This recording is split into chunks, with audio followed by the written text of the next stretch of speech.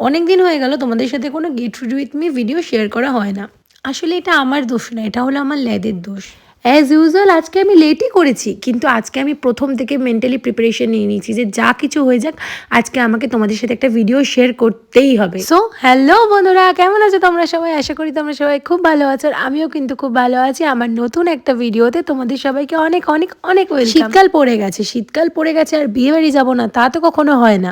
আজকে ছিল আমার খুব ক্লোজ একটা বোন কাম বান্ধবীর বিয়ে। কোথাও যাওয়ার আগে কি পরবো এটা ভাবতে ভাবতে অর্ধেক সময় কেটে যায়। এসব ভাবতে ভাবতে যখন আলমারিটা গিয়ে খুললাম, তখন নিজের জামা কাপড় শাড়ি কিচ্ছু পছন্দ না হয় চোখ পড়লো মায়ের এই শাড়িটার দিকে, স্পেশালি কালার কম্বিনেশনটার জন্য। তাই আর কোনো দিকে না তাকিয়ে টুক করে আলমারি থেকে নিয়ে পরে নিয়েছি। পরতে তো আর পারি না, যাই হোক ওটা আবার মাই ঠিক করে পরিয়ে দিল।